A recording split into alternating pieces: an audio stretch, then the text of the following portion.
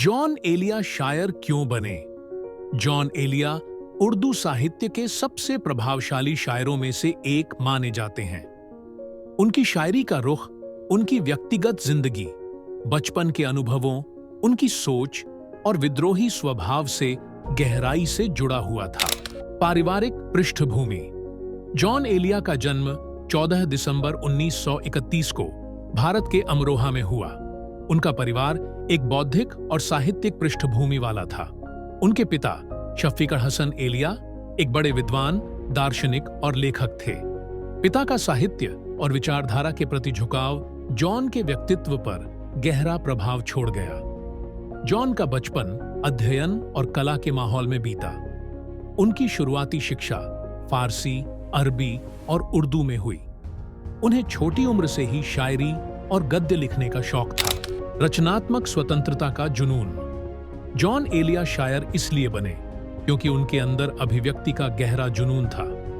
वे अपने विचार, दर्द, प्रेम और विद्रोही भावनाओं को व्यक्त करने के लिए शायरी को सबसे उपयुक्त माध्यम मानते थे। उनका मानना था कि शायरी एक ऐसा जरिया है जो इंसान की आंतरिक भावनाओं को गहराई से व्यक्त कर सकता है। अमरोहा से कराची तक का सफर। भारत के विभाजन 1947 के बाद जॉन एलिया पाकिस्तान चले गए। यह बदलाव उनके जीवन का एक बड़ा मोड़ था। उन्होंने इस प्रवास को केवल भौगोलिक ही नहीं बल्कि भावनात्मक अलगाव के रूप में भी अनुभव किया।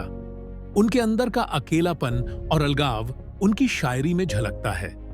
कराची में उन्होंने साहित्यिक माहौल को अपनाया और वहां के बड़े शायरों और लेखकों के साथ जुड़कर खुद को और निखारा। विद्रोही स्वभाव और शायरी। जॉन एलिया का स्वभाव बचपन से ही विद्रोही और जिज्ञासु था। वे परंपरागत सोच और सामाजिक नियमों से संतुष्ट नहीं थे। उनकी शायरी में विद्रोह, समाज से असहमति और व्यक्तिगत स्वतंत्रता की झलक साफ दिखाई देती है। वे अपनी शायरी के जरिए अपने दर्द, प्रेम की असफलता और समाज के दोहरे मापदंडों को उजागर करते थे। प्रेम और शायरी।